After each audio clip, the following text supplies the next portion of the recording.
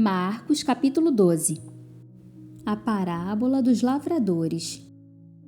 Então, Jesus começou a lhes falar por parábolas. Certo homem plantou uma vinha, colocou uma cerca ao redor dela, cavou um tanque para prensar as uvas e construiu uma torre. Depois, arrendou a vinha a alguns lavradores e foi fazer uma viagem. Na época da colheita, enviou um servo aos lavradores, para receber deles parte do fruto da vinha. Mas eles o agarraram, o espancaram e o mandaram embora de mãos vazias. Então enviou-lhes outro servo, e lhe bateram na cabeça, e o humilharam. E enviou ainda outro, o qual mataram. Enviou muitos outros. Em alguns bateram, a outros mataram. Faltava-lhe ainda um para enviar, seu filho amado. Por fim o enviou, dizendo: A meu filho respeitarão. Mas os lavradores disseram uns aos outros: Este é o herdeiro. Venham, vamos matá-lo, e a herança será nossa. Assim eles o agarraram, o mataram e o lançaram para fora da vinha. O que fará então o dono da vinha? Virá e matará aqueles lavradores e dará a vinha a outros. Vocês nunca leram esta passagem das Escrituras?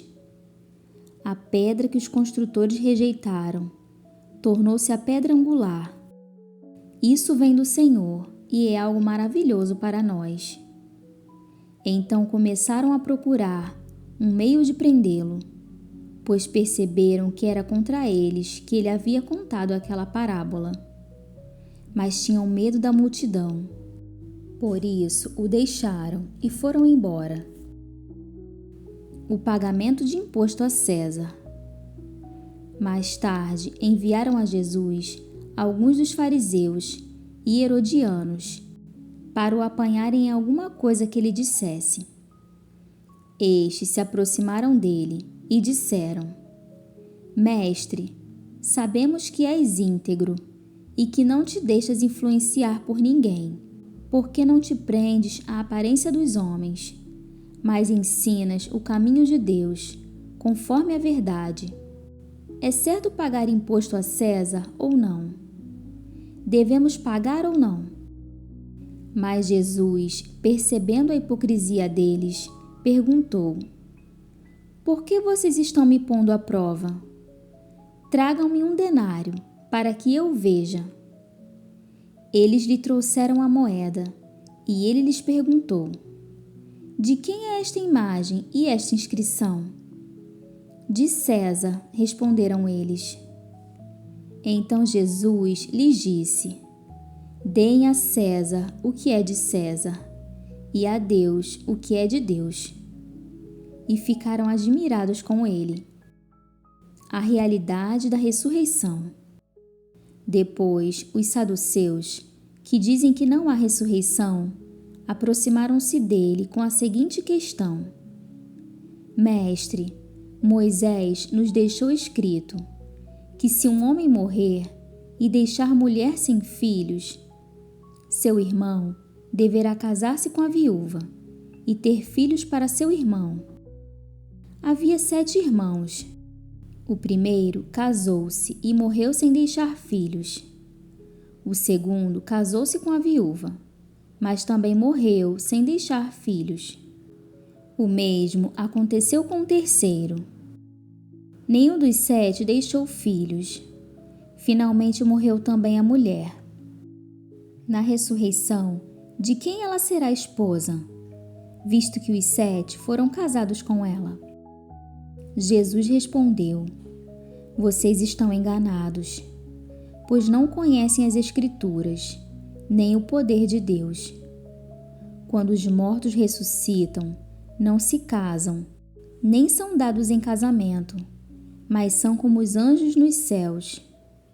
Quanto à ressurreição dos mortos, vocês não leram no livro de Moisés, no relato da sarça, como Deus lhe disse: Eu sou o Deus de Abraão, o Deus de Isaque e o Deus de Jacó? Ele não é Deus de mortos, mas de vivos. Vocês estão muito enganados. O maior mandamento. Um dos mestres da lei aproximou-se e os ouviu discutindo.